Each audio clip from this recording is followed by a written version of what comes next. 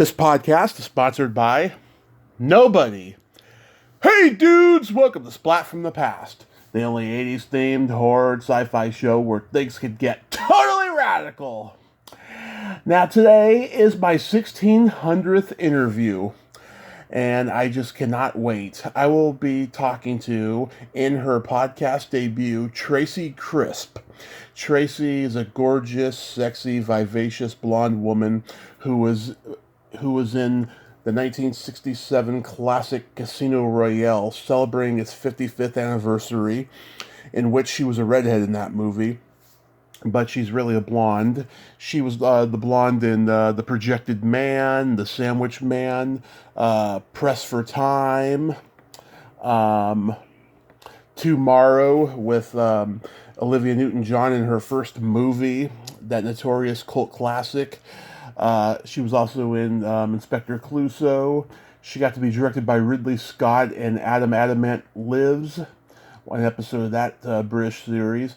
And her last movie was Percy. And we're going to talk about all of that stuff today, and I can't wait. I was lucky to find her on social media, and I was just so friggin' excited. And I know I say this every time I hit a milestone. I didn't think I was going to get past 10 episodes, but because of all of you out there, I am just so lucky and blessed. Thank you for continued listening to Splat from the Past, because without you guys, there's no interest.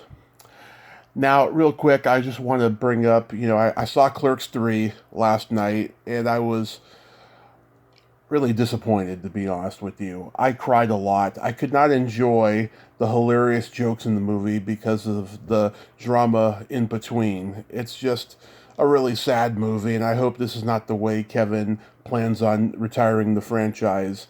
I hope, he figures out a loophole, because it was just a sad movie, and it hit so close to home.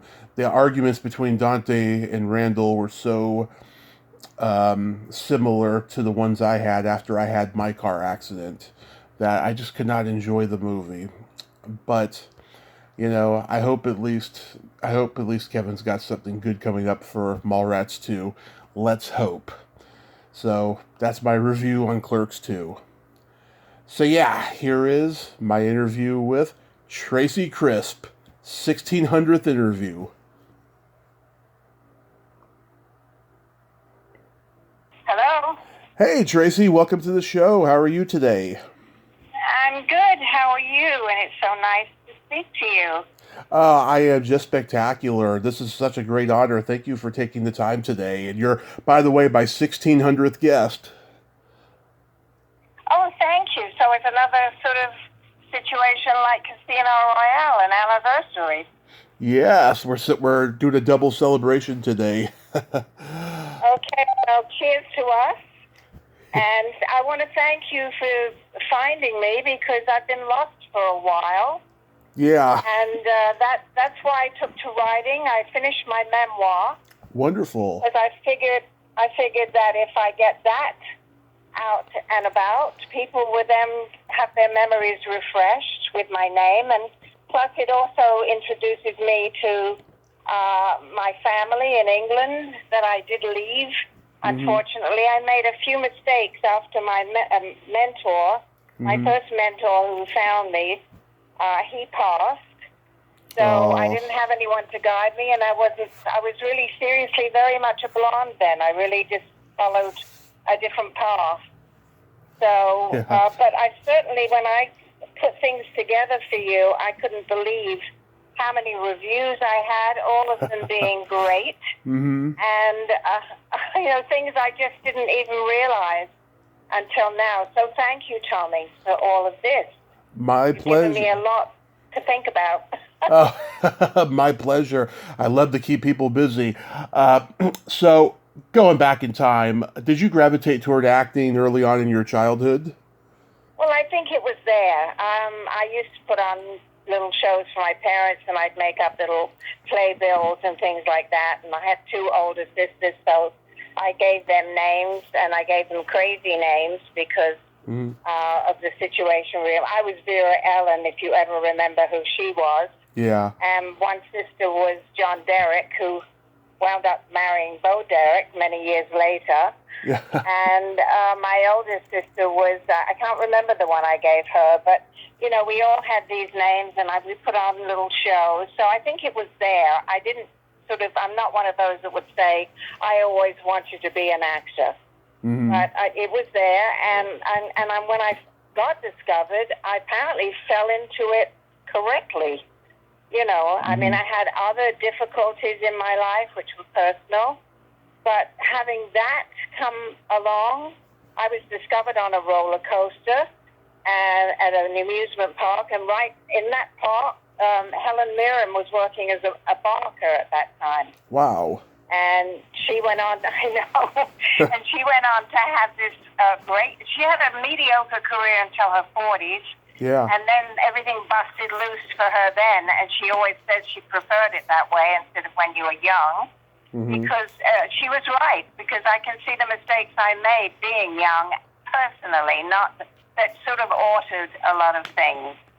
But, you know, so that was the start. And the first movie somebody saw me in that, and I got a second movie from the first movie.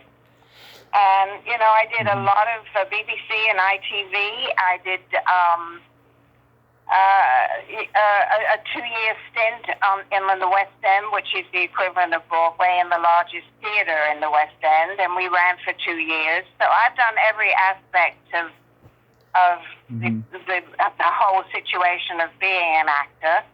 And then came the time when I met this person and fell in love, and I came from England once again to America. I've been here twice as a child. I even went to school here at one point, but I was back, and that's where I've stayed ever since. I go home, you know, to see what's left of my family, of course.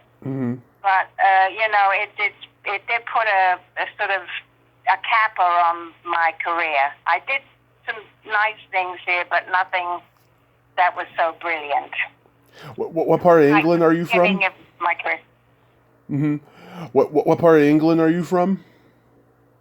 I'm from the East End. You know, I used to talk like this, love. You know what I mean? Yeah. Cockney. A little Cockney there.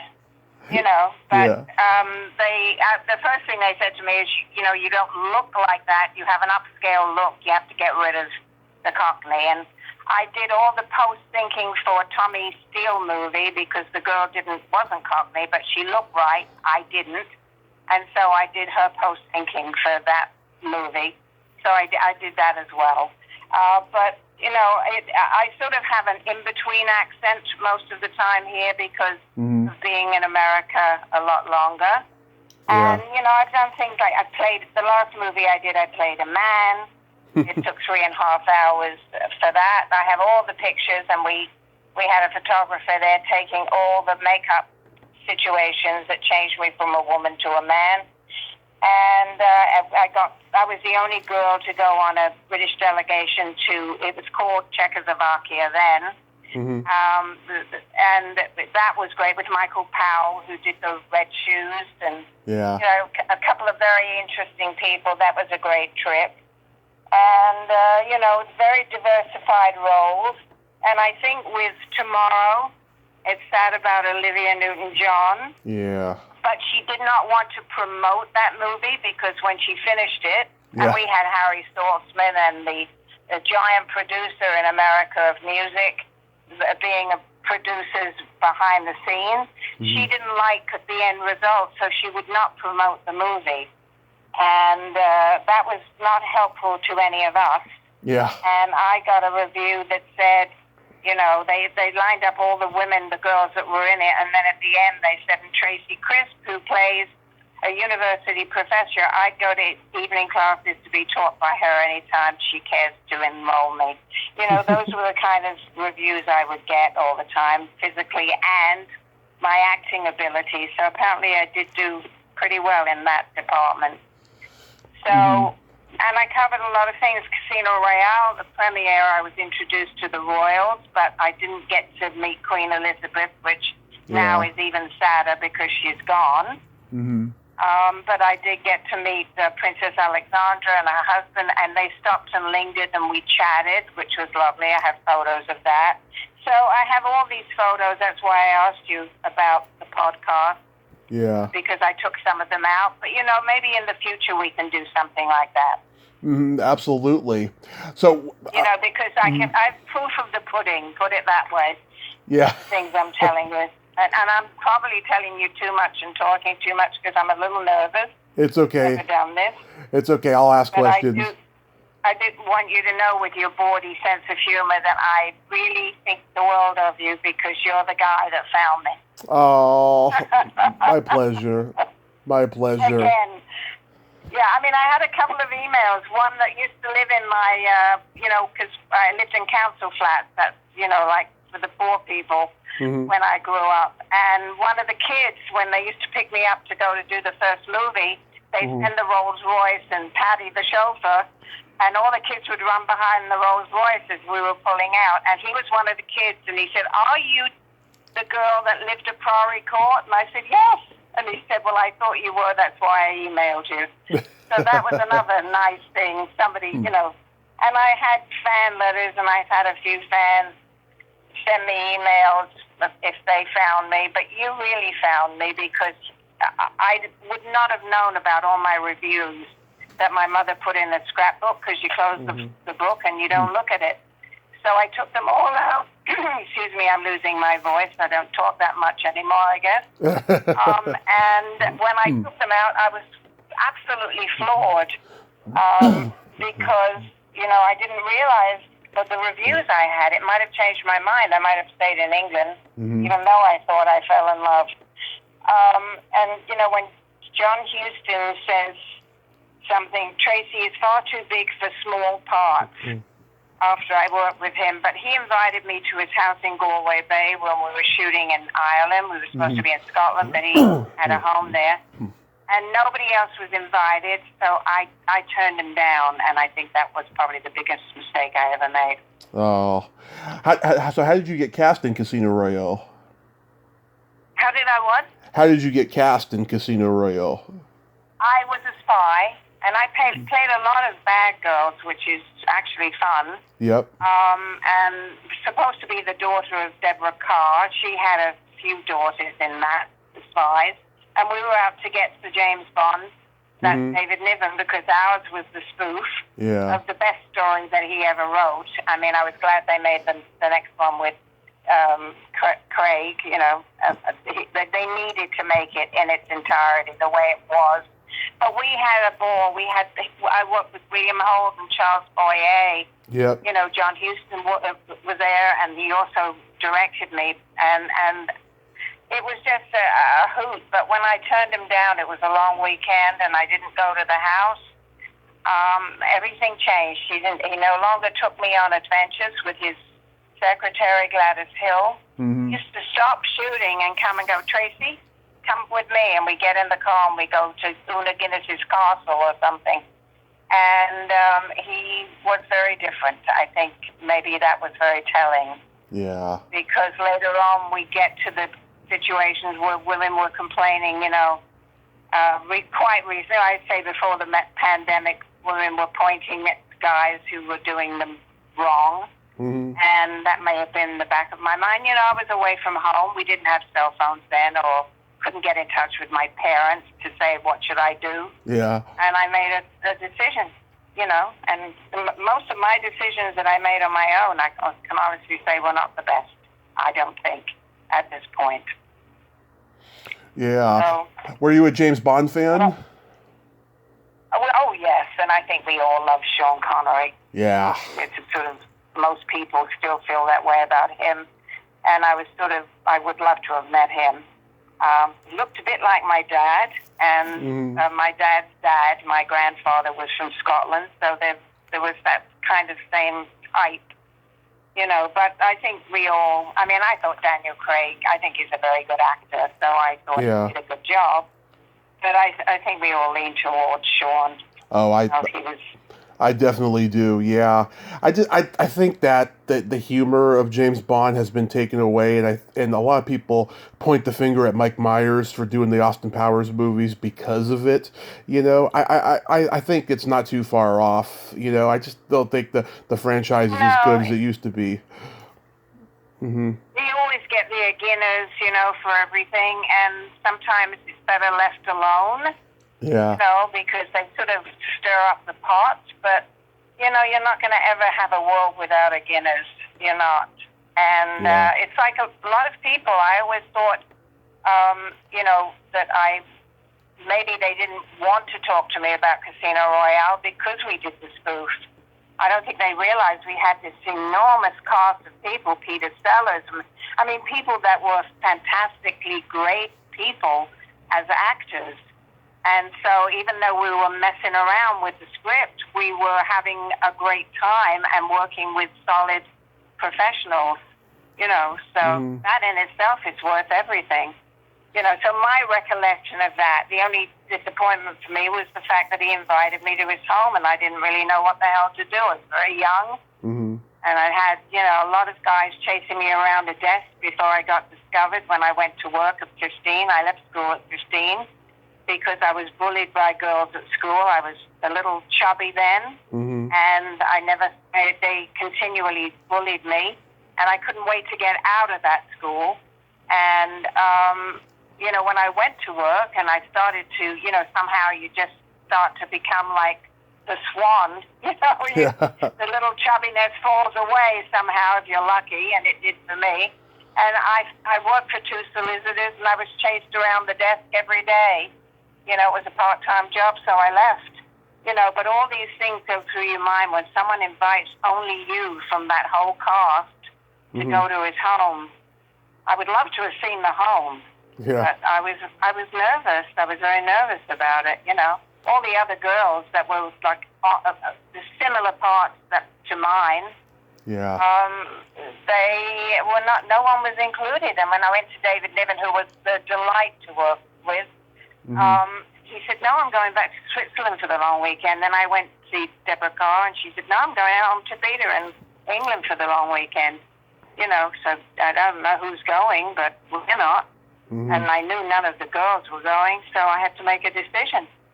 And I remember sitting on my bed in the hotel room thinking, what should I do? What should I do? And when I said no, I think that really changed things a lot.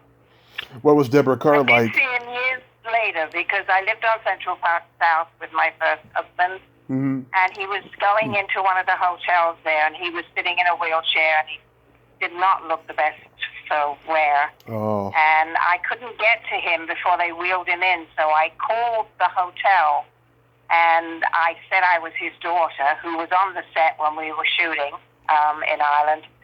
And so I got through because they wouldn't put Tracey Crisp through, I'm sure of that. And I spoke to Gladys Hill, and she said he's very bad. I said, would you just give him my best wishes? And she said yes. And then he died shortly afterwards. Oh, that's sad. So all that's in the book. I put everything I could in that book. Mhm. And I'm hoping to get it off the ground. And I hope you'll allow me to get to you via LinkedIn, and let you know if and when it's. I'm talking to a publisher agent now, and he wants me to do certain things, to get prepared. And I'll have to do that right after this, and we'll see where it takes me because I want to get that book off the ground. Awesome. Yeah, I would love to hear more about it when it comes out. Okay, Do you sweet. have? Well, let's hope, fingers crossed, Yeah. that it comes out. Well, So it's so delightful to talk to you, and I don't know how long we're supposed to be doing this. So you have to cut me off when you. I got plenty of questions. Plenty of questions. Okay.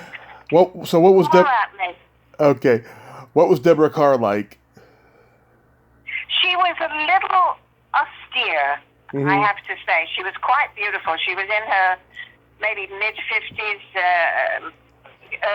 just approaching 60 probably. Mhm. She looked fantastic, but she didn't really mingle. But David Niven was so the opposite. I have pictures of me laughing so hard. he would tell us stories about when he lived with Errol Flynn in California on the beach. And he said, I always got all the girls, you know, they always thought I was like the flamboyant, great-looking guy until I lived with Errol. And no one looked at me. Everybody was falling over themselves for Errol. You know, Errol Flynn died at age 50. Yeah. Which was one of the saddest things I ever knew. And his only person was Olivia de Havilland, who just passed at 104 in Paris. And she worked with him several times, and she said they did things to him in Hollywood they should never have done because of his good looks. They made up these stories about him with young girls and things like that, and she said it was not true. None of it was true. He was the most delightful man. And we almost got married. We almost thought we were in love enough to get married, and we did, you know. So he had that one person that was on his team, and obviously David Niven, who he was spectacular. So, you know, but David Niven and he was in my father's regiment, the Grenadier Guards, during the war. I found that out, which was amazing. And but he made you feel so welcome. He was just wonderful. And in Europe, when people put their shoes outside the hotel door, he shined in the morning for the morning. He took us three of us to dinner, and when I came up, I opened my door to see him switching the shoes outside the door. So the next day, no one knew whose shoes were whose. You know, so that was a delight. And I always worked with such good people. I mean, I worked with Alan Arkin. Yep. To me, he's one of the great actors of all time. One of the greats. I was bowled over by him. So, you know, I'm very lucky. And then I got to work with Terry Thomas. I don't know if you remember him. Oh, yes. It's a mad world. And Sir Donald Wolfett before he became Sir Donald, before he was knighted. And, you know, people like that. I mean, it was, I was very fortunate. And to get selected the only woman or girl on this delegation from England taking our films to Czechoslovakia. And we were surrounded by Russians then. They were going to do what they're doing now at the time, but they backed off in those days. It was a different person running the deal. So, you know, I mean, a lot of interesting things. I'm just looking. I just pulled out an old resume of mine. I did Song of Norway. I was up for the lead, and I got the letter from the director, producer, who said, I want you to know out of 100 girls we saw, you came in number 2. They chose the Swedish girl, but that film did not do well, and I did not get to meet Edward G. Robinson, which was a very big disappointment to me. Oh. And I did get to sing the national anthem, the Norwegian national anthem, because they gave me a different role. So that was interesting, but I would have liked to have done the main role. But it went to a girl from Sweden, not Norway, but Sweden. So, and, you know, the show I was in the West End was a lovely thing to do. In my second movie, I learned a lot, even though it was awful. I learned to scream, faint, and cry because it was one of those movies where I accidentally turned my boss into a monster. And actually, I think every actor should do one of those movies. You talking about The Projecting Man? Yeah. Yeah, that's a Creature Features classic here in the U.S. Yeah, you know, I mean, when you look at them and you think that's not where you want to be, but when you're working on it and you know you have to faint, you know you have to cry, you know you're going to have a fire and you're going to be in the fire, you know, and it prepares you for a lot of things that, you know, I wouldn't have been prepared for probably.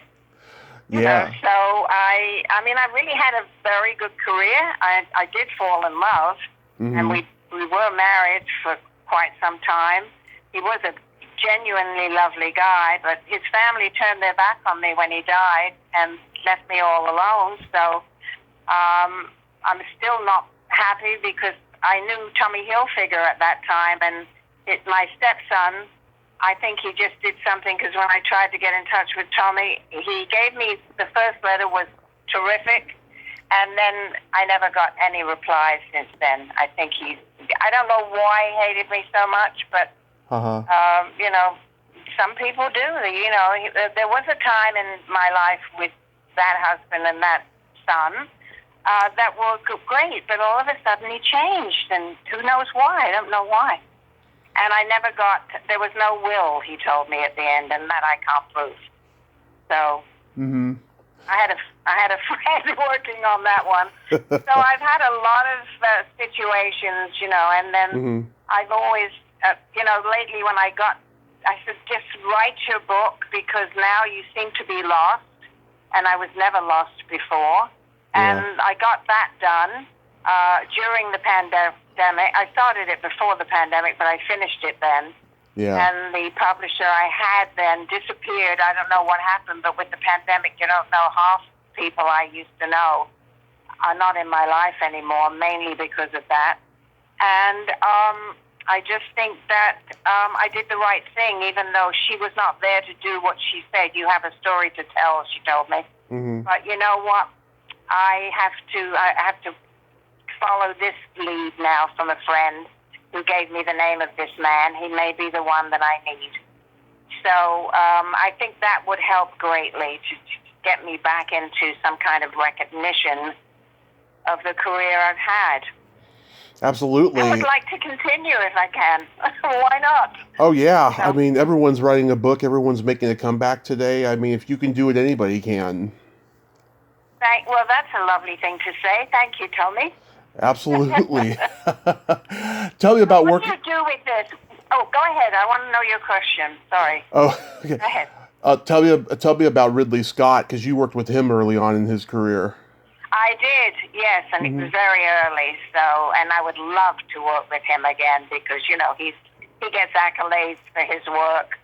But it was a very interesting little thing that, you know, it was a TV thing, and I was featured. I wasn't one of the main characters, but I was there for, you know, a few months doing my job, and I loved working with him, you know, then. Yeah. And look what he's done since then, you know, so. Oh, yeah, and that's just, not just the movie. He's done over 2,000 commercials. I mean, he's prolific. Yeah, no, he has a resume that's outstanding. And Toomorrow with Harry Saltzman, with Don Kirshner. Yeah, how did you get cast in that? I'm sorry? How did you get cast in Toomorrow?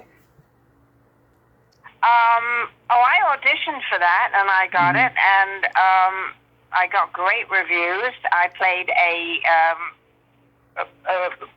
teacher of music, and there were two other boys with Olivia Newton-John in the group situation. They were from outer space, and they came to Earth, and I had an affair with one of the boys. You know, so it was one of those situations, like the photographs that they took in the reviews were me with my hair pulled straight back and horn-rimmed glasses teaching, and then me with my hair let down, you know, when I got into bed with Ben. Yeah. And those two boys were so nice, and I've never heard from them since. You know, I look up names that I've worked with to see if they're still around sometimes, and they disappeared. I don't think she helped any of us, and I don't like to say it because she's passed. I did write to her in Australia when she got cancer, and she opened that cancer hospital there. Yeah. And I sent a picture just to remind her, and I wrote, you know, we worked together, but she was so against that movie after we finished it that she never answered that letter. Oh, it's unfortunate. So. Yeah, and then I got such a good review. I don't think that's that well either, because I wasn't the star. I was like the featured person under the star. So, you know. What was Don Kirshner like? I'm sorry? What was Don Kirshner like? He seemed like a very shy man, and yet you knew that he could do all these wonderful things. And I did make a recording in England, a Burt Bacharach, Hal David song called Don't Wait to Love Me. My nephew has it over in England right now. and I forgot what it sounds like, but, to have worked, sang at one of their songs, so I was supposed to go for vocal lessons just to get my voice stronger, and I met the guy in London. He came for a long weekend, and we fell in love. He gave me an open round-trip ticket on the now-defunct Pan Am, and I could come back at any time if it didn't work, but we fell in love, genuinely, so I stayed here, and then I sort of got stuck here, really. So I'm still here, and my parents are gone now, so I used to go back to see them all the time. Yeah. And I have a niece and nephew that I'm in touch with, but, I was very family-orientated. I loved my family a great deal, and I've missed them, and I always sort of berate myself a little bit for coming here, but I did go back and forth. It wasn't like I just came here and left them. But, a lot of the things I wanted to do, I didn't get a chance to do because once I didn't have a mentor, I needed someone to say, you can do this and you can do that, because I can dance, I can sing, I can do it all, really. And I always needed a push. When I had that mentor that discovered me, I was great because there he was telling me, you're going to do this next. I think this is going to be good for you, and blah, blah, blah, blah, blah. And that's like the making of an actor or actress, but to have that by your side. Yeah. Out of all the things you've done, like, what do you get recognized for the most? A lot of things, Casino Royale. Although I wore that dreadful red wig in that. But my mom had auburn hair, and and when I got used to it, and I changed my makeup for that, because in those days we used to do our own makeup. With none of this stuff. And when I went to Cannes, we didn't get clothing from the best designers or jewelry. We had to put our own clothes on our back and our own jewelry. And white gloves when we met the royals, long white gloves. It was very different. But they did have a casino in Cannes when I was there, which they haven't had for years. So that was a good thing. It was enjoyable. Yeah. Yeah, that wig was not really good, I have to say, because... No, and I had to play around with the front of it, and I never quite got it the way I wanted to.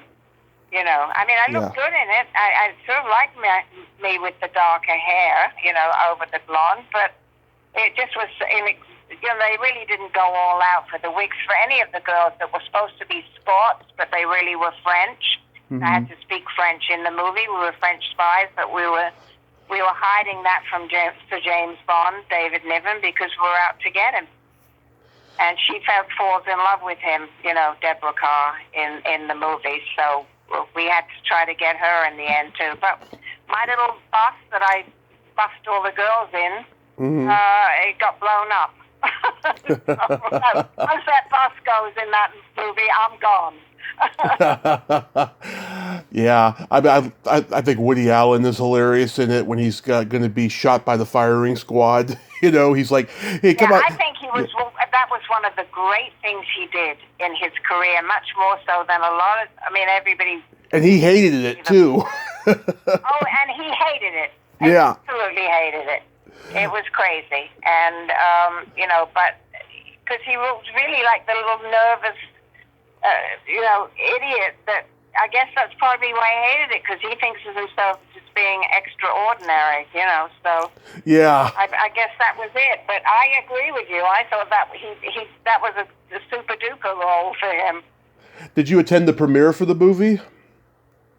Yeah, the premiere when I met Ian Ogilvy and Princess Alexandra was introduced. In the photograph, you can see her shaking my hand and nobody else's, and we chatted, which was really nice. She was very lovely, and her husband too. And then we had a big bash at the end of that, and I got to dance with Sammy Davis Jr., who said, "Oh, your name's Tracey, and you spell it with an E. My daughter's name's Tracey. She spells it with an E." But we got to dance together. It was really quite lovely. And, so these things, go in the book, but people don't really know about them. And you have a Tommy in your life that wants to hear it. Oh, would were you ever worried that the movie was going to ruin your career because of the way it was received? Yeah, a little bit. I have to say, in fact, there's this publishing agent. We emailed each other, Hmm. and he asked me specifically about Casino Royale, and I told him more or less what I told you. And then I didn't hear from him, and I think he never liked it because it was a spoof. A lot of people felt that way. I mean, Yeah. I don't know if they saw it and never liked it or just didn't want to see it because they didn't like the idea that a story would be spoofed. But it really was innocent in that respect because they did a good job. I mean, at the end, it gets very mumble-jumbled, as you know, with everybody in it. Hmm. It goes a little wacky and too crazy, but I thought the spoofing wasn't so bad because we are the beginning part, and our director was John Huston, and there were two other directors for the latter part. I just thought not because I was in that ours was probably one of the best, and of course Peter Sellers, who apparently I didn't get to know so much, but I hear he was almost impossible at times. But he was so amazing. I mean, what an actor. You have to really, and that's what Alan Arkin said. How could I have taken over Yeah. the role of Inspector Clouseau?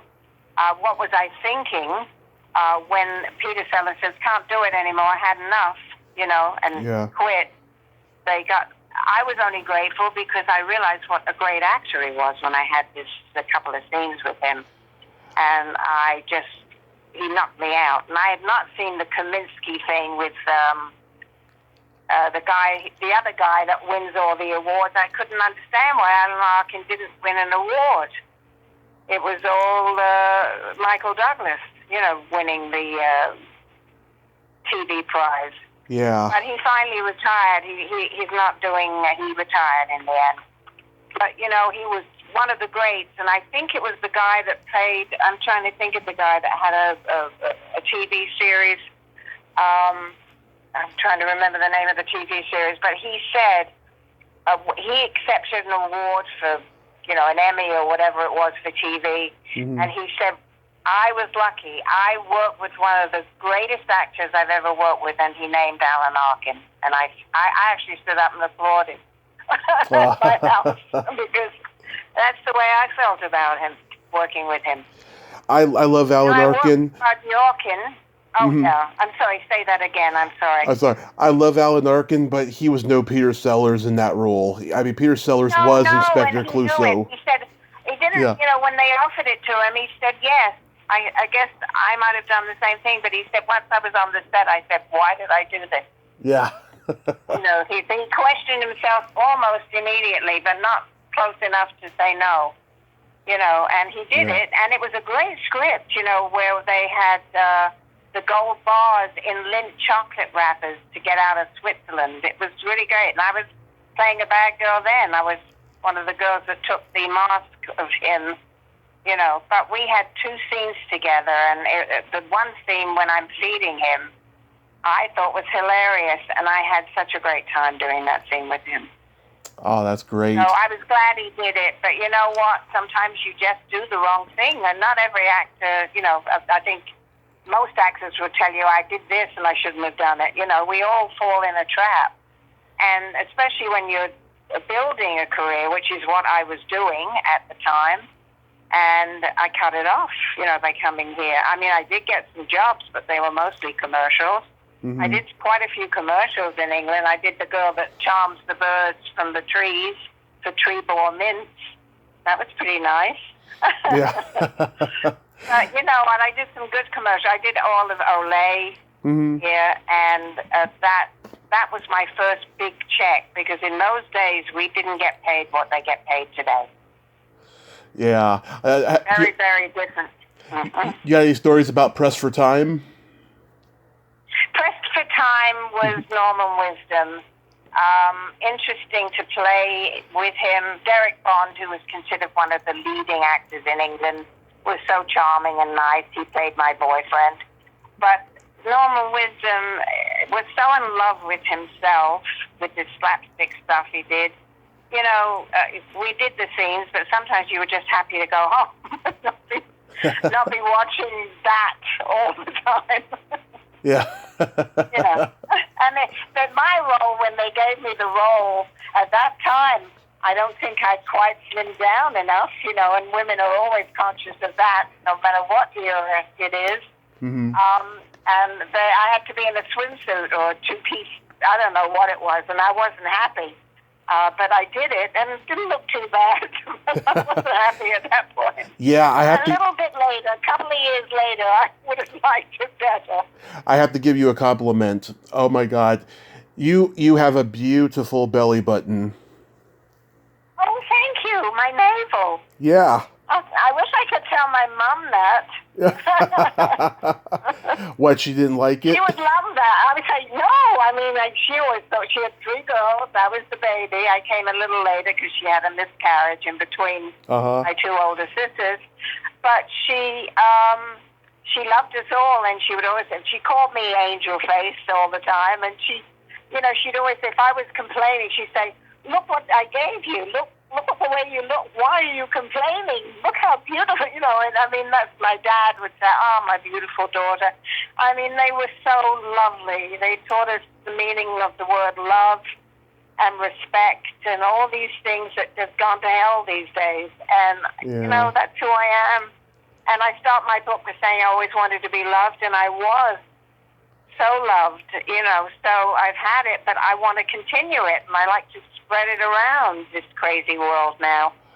Yeah, so, you know, I'm hoping I can break through one way or another again. You know, enough of the husbands. Let's get, you know, very nice you fall in love and they love you and you have a nice time, except here's the first one. The family turned, and I'll never know why they turned. His family, I always thought I had 2 families at that point. And then the second one that comes in, we had a horse farm together. So once I went upstate New York to the horse farm, I was completely lost. Oh. You know, not to be found for a while. Then I came back and I wrote something, and I wrote it to Michael Corder, Alexander Corder's, I think he was his nephew, I'm not sure. But anyway, I always loved Alexander Corder pictures films when I was little. And so I picked him out, and I thought they'd throw it in the slush pile. It was a 12-page synopsis, and it wasn't about me.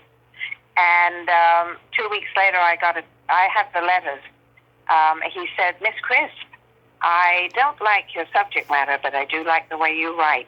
Oh. And I thought, this is it. I'm breaking through. And then he got sick, and my husband got sick, both upstate, but in different parts of upstate. He went in the hospital, Michael Corder, and came out. My husband died.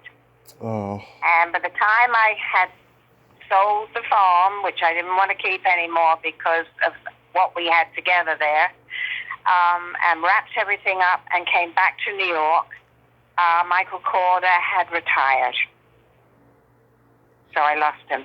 But I've got the letters to show anybody who might be interested in publishing my book. Wow, that's pretty heavy. I know I've been through a lot myself, so I totally can relate to that. Yeah, well, I think sometimes it does us some good, but, you know, it's time now. And I've always believed in timing. Timing is everything. You know, if you turn left at the wrong time, you're in trouble. If you turn right at that time, the whole world is at your feet. But for you to do this, and me, I was nervous as hell, I'll be honest with you, because I'd hear of podcasts, but I had no idea what it entailed. And you're quite charming. You may be bored, my dear, but you're charming. And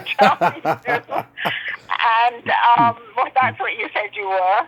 And I did put makeup on just in case I got caught out. That was sort of a joke when I said, well, I won't put my makeup on then. But because, you know, with the pandemic, who wore makeup? No makeup. You just lived in sweats, and that's how you lived. But it's a pleasure to sort of get yourself dressed again and feel like a woman.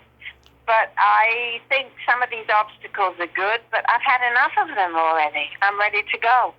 Mm-hmm. And you've turned the key for that. You've turned the key. Oh, I am so glad, Tracy. Real quick, do you have any stories about Percy?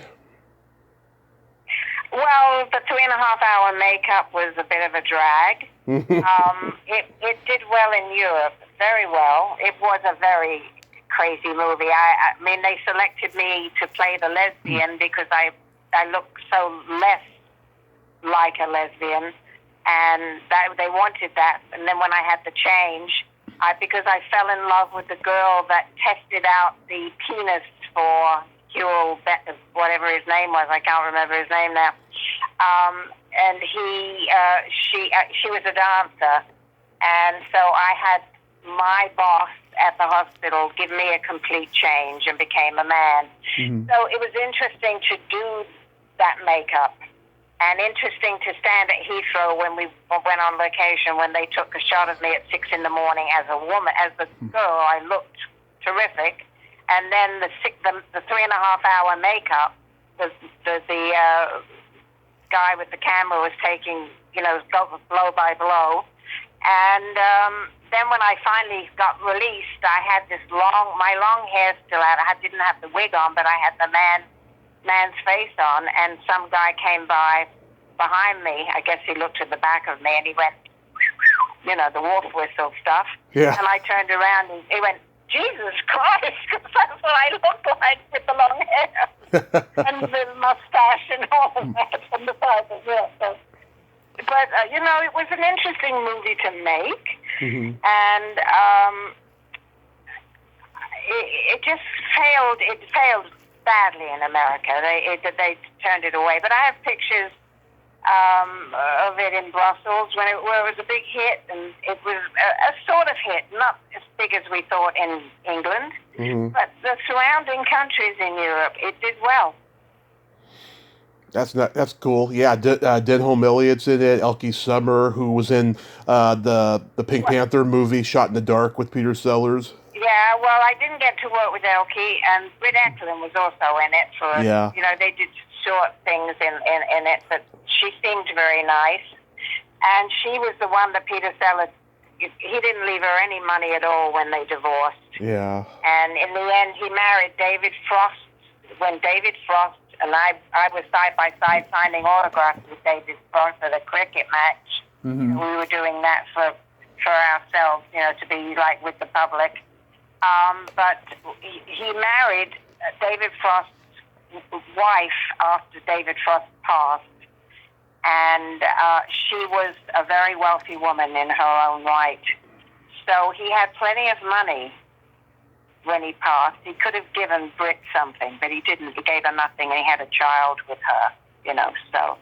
That is awful. He could be a mean son of a bitch. And also, when he started out, he was with a group.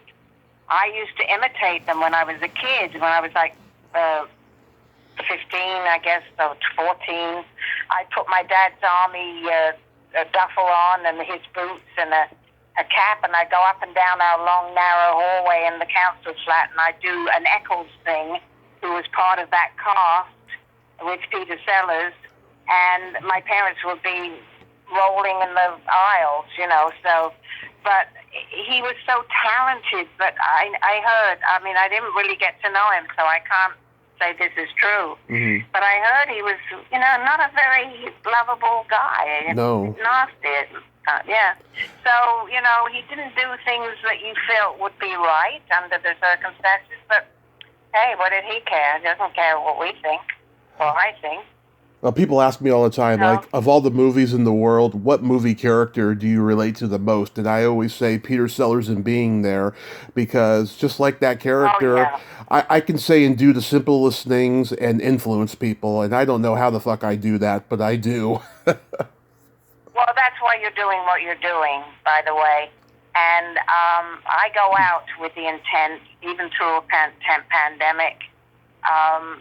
When I went out, you couldn't smile then and be seen because you had a mask on. But if I'm upset or not happy with my life, I take it out at home, even alone. And I go out with a smile on my face, and I go out with the intention of being nice to people. And if I go into a shop or a store or even a place where you buy your groceries, I always say, "How are you?" And they look at you because mostly, if they go, "Oh, good morning," I go, "Good morning. How are you?" They look at you like you're nuts because most people don't ask how they are. Yeah, I don't understand that at all. Human So kindness I is try dead. to interact, in a way. It might not be exactly what you're doing, but I do try to be out there and I get noticed. I don't do it to get noticed, but I get noticed because that's who I am. Yeah, I mean, I don't know why human kindness is dead. Remember back in the day, you knew every single one of your neighbors' names, and it's like neighbors don't want to talk to each other no more. No, and I live in an apartment building, and I loved it when they said for the pandemic, if there's anybody living near you that is older than you, just ring their bell and make sure they're all right. My bell never goes up. I mean, maybe that's a compliment, maybe because I don't look my age, I don't know, but I just said, where is my neighbors? No one, they know I live alone. But that's a minor thing compared to what's happening on the streets of New York. And I don't know about San Francisco, but I visited San Francisco so many times with my first husband. Mm-hmm. We were always there. We like to stay down below, not up by the mark or anything. We like to be on the level. But I love the Clift. That was my favorite place to stay. I don't know if it's still there. And the last time I was there, I can't remember, they had a new place that we stayed in. They would send a Rolls Royce to pick you up at the airport and then take you back to the airport. So we signed up for that one. But we stayed at the St. Francis, but there were a lot of young men out there, trying to get prostitutes, I guess, Yeah. We got tired of seeing these poor forlorn guys surrounding the St. Francis, so. But, we had a good time. We had good friends in San Francisco at that time. So yeah, that's where I'm from. Enjoyable. I know, that's why I mentioned it. That's the reason I mentioned it. Yeah, because, we used to go regularly on these trips to, he was in the men's clothing industry at a time when men got dressed up, when they wore, suits, shirts, ties, hats, gloves. Yeah. And his company did all of the Dick Van Dyke shows, and they also did McMillan and Wife with Rock Hudson before they discovered that he was gay. Yeah. And my husband told me he was one of the most handsome men he ever saw. Oh. And my husband was pretty handsome. I mean, he looked like George Peppard from the Blue Max. Tiffany's. Yeah, when I met him in London. And I could tell, our eyes met, blue eyes to blue eyes, and I knew something was very different right away. It was love. I mean, I didn't just leave to play a game, and I could have come back with that open ticket he gave me, but we were in love. What was London like during the swinging 60s? Great. The best 10 years London ever had. And we wore, these mini skirts up to our puppet, which is your navel. Yeah. Practically up that high. And we just had the best time. And I remember we were going somewhere fancy, and I did a Raquel Welch thing. I mean, I'm very fortunate. I have a lot of hair now, but I added hair pieces, not like they have today. They were very different then. Yeah. And so you looked like you had a mane, like a lion, a mane of hair, and then these long legs with the mini skirt. I mean, it was just everything about it. The places, the restaurants, the ambience of everything that was there. And I could be Cockney, a little bit more in those days, Yeah, absolutely. So maybe I might take that up again if I can't get work. I'm just trying to sell myself as the Cockney again. Hey, why not? Go ahead. I was just going to say, I'll try anything at this point because I'm really ready to get back in the race, whether it's riding or both, I just want to be doing something. I can't, especially after a pandemic, I can't keep living like it's still a pandemic. I have to get a hold of myself and try to do something worthwhile. And Yeah. I probably could do Broadway if I was 2 years on the London stage. So, I don't think that would be too far removed. And I interrupted you. Do you estimate that your book will be out probably next year? Well, as soon as I get somebody to, because it will have to be edited. They always edit your work. If they say, well, we want to do this, bring it tomorrow, it's going to take time to put it all together. And I would like to have photographs in there too. I have another book buzzing in my head, but I couldn't do it because my guy that used to do all my sort of publishing things, not publishing, to publish my life, he passed, and he was the greatest at anything to draw, and I need it to be for a children's book. So I'd have to find someone to do that. And so I decided to do the memoir first to reintroduce myself. And if I can get it off the ground, that's what I hope it'll do. I hope you get it done because you have a great story here. Thanks, sweetheart. Thank you so much. And, as I said, I didn't even realize all those reviews. In fact, I took a picture of all of them when I took it out of the scrapbook, laying on my glass table. Mm-hmm. It covered the whole table.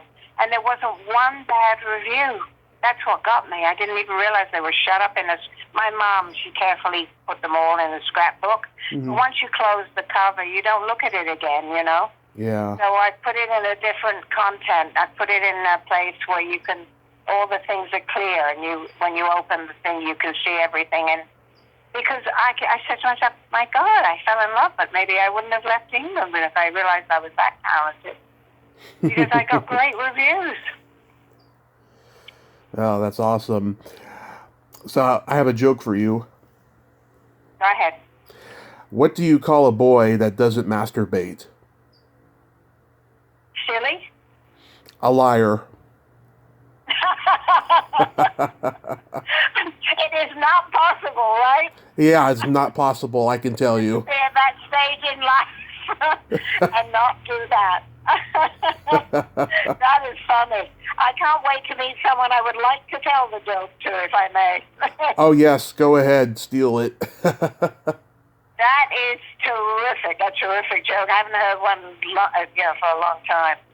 That's really made me laugh. And laughter, love and laughter are the two ingredients to a wonderful life. And I don't get the laughter I used to get. We were a family that laughed. We didn't have much money, but we laughed and we loved each other. And we loved love. So, I always really enjoyed my childhood with my parents. Oh. So my middle sister died in her 50s from cancer. Mm-hmm. And my other sister is much older than I am because of the gap before I turned up. I don't think they were expecting me to turn up at that point, but I did. But anyway, she just broke both her hips in England, and she's not doing well. And her daughter, my niece, called me and told me that they said since she's in this place to recover, she does have dementia. Oh, I'm sorry to hear that. So that's it. I'm with the baby, so maybe I can keep up this energy that I seem to have inside me. And my brain is always active, so I'm very happy about that. I hope it stays that way. Because I still want to do stuff. I don't just want to loll around and hang out and, we've done enough of that for the last couple of years. Yep. Time to get going. And you stirred the pot, and I will always be eternally grateful. Oh, thank you, Tracey. You are just so wonderful, and today has been a real honor. Thank you so much for coming on. It's my pleasure. Can I ask what happens to this now? Do you utilize it in any way, or do we just get to be friends forever? I upload this to YouTube, and I will message you my cell phone number. You can call me anytime, and we can chat anytime. That would be so delightful. Thank you so much. My pleasure. I love this. I don't know why I got nervous. I was pacing up and down, and I was clutching things. I said, you better put this in your hand to remember to say this, and they say that. But it all got said, I think. And, you know, my mother was a bus conductress, and the first pictures they took of me was her with her uniform, and she was holding a thing where she used to wind the tickets out. And I'm so proud of who she was and what she did at a later age in her life, just to keep moving on. You know, look what we're facing here in America with everything. It's a disaster. You know, prices escalated, stocks going down to the ground and out. You know, so we just hope and pray we get through all this. I'd love to think that in the future we could meet. I wouldn't mind going back to San Francisco again. So let's see what happens to both of us. Yes. You seem to have it going. Keep it going. You're a wonderful guy. Aww. And I've enjoyed this so much. So you've given me a new step. I'm going to go out shortly, and I'll be walking like I'm a millionaire or something. And thank you for that. And please do let me have your number, because I'd love to call you, especially if I have any good news. Wonderful, wonderful. Yes, I will message you in a little bit. Thank you so much, Tracey, and have fun out there. Please be safe and have a great rest of your day. You be safe, and God bless you. Thank you. You're doing a wonderful job. You made my day today, and this will last. This feeling that I have right now will last for quite some time. I'm glad. Get me really even more enthused. So you take care, please. It's a crazy world. Yes, and it is. Hopefully we'll get to meet one day soon. Thank you so much, Tommy. My pleasure. Bye-bye. Have a good one. You too. Thanks, love. Ta-ta for now. Ta-ta. Well, there you have it. Tracey Crisp. Ain't she a sweetheart? Wow, she is amazing, isn't she? Oh my God. I can't believe I had such an amazing 1600th interview today. Thank you so much, Tracey. And I made a new friend. I love making new friends on this podcast. And thank you all out there. I hope I made new listeners as well. Well, until next time, this is Tommy Throwback Kovac saying, there's no shame in living in the past, because the present sucks. Later, dudes.